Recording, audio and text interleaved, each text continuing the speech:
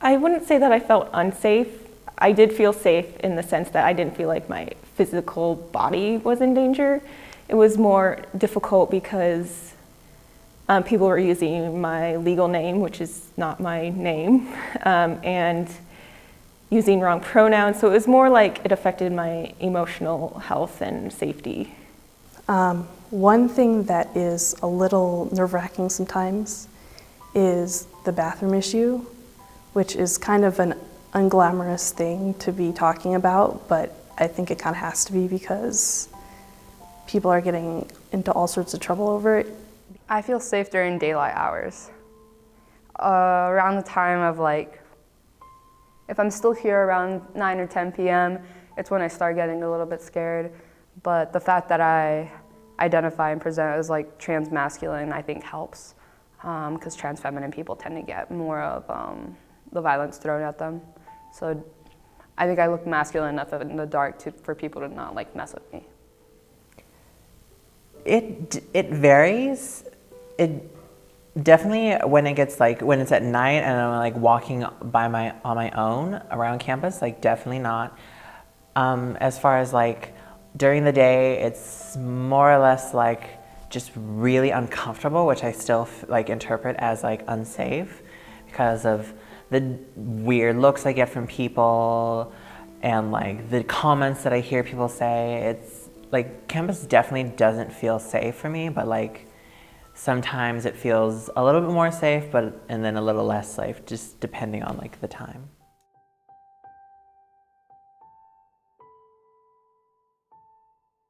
When people misgender me, that's a huge threat to my safety, especially when it is someone in any sort of power of authority, like a professor, because then on top of just I'm being misgendered and my identity is not being respected, it is also sort of setting the tone that that's an okay thing to do. And hate preachers who are targeting my identities threaten that. Random frat guys who want to yell fag at me threaten that for sure. So yeah, stuff like that. Things that, I don't know, things that harm my sense of safety specifically on campus. There's such a culture of, I don't know, bro-ness on campus, and I mean that in the most gender neutral term because it's the same across the spectrum. You've got, whether it's Greek life being just sort of exclusionary or whether it's people on campus just, staring at you as you walk past if you don't look like them. I don't know. Those are things that every now and then on campus I'll feel maybe not unsafe, but makes me feel anxious, Something that harms my sense of safety would be catcalling and other type of derogatory language that is used by some people, especially people who are very prominent on campus. So yeah.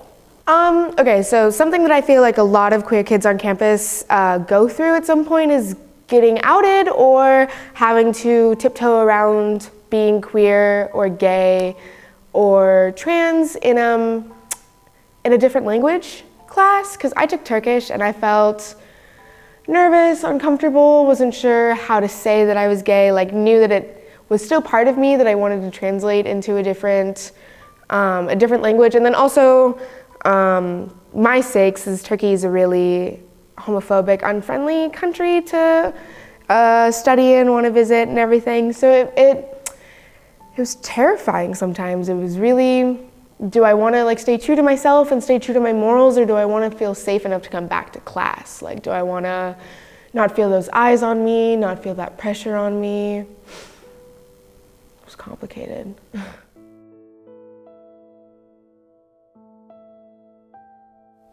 No, because first of all, I don't feel included on campus because of my race. This is a very white school, and I don't feel included in the basis of even my sexuality because, the invisible bi person.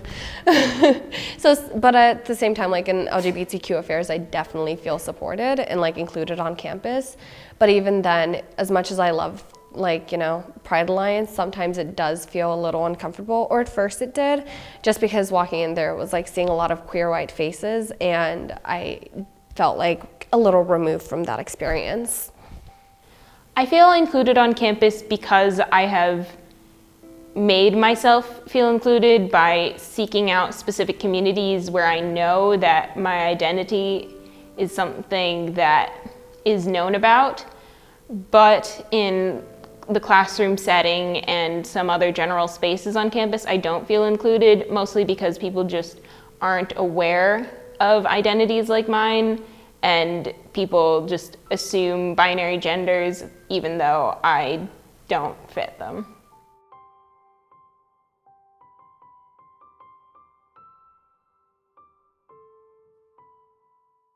There's a lot. I think more visibility for the cultural centers would be great, just in general awareness so that everyone on the school realizes that we have these centers and that they're here to provide support to a variety of identities would really help with the visibility and kind of changing the mindset that everyone here is straight and cisgender.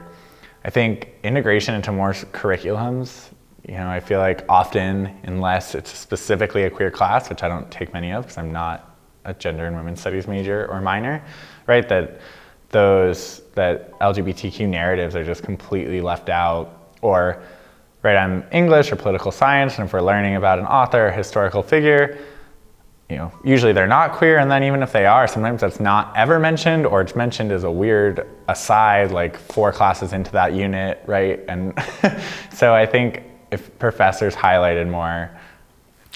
I think to improve campus safety and inclusion, I think one of the most important things is more diversity awareness training, cultural competency training for like staff and faculty, everybody who like works at U of A,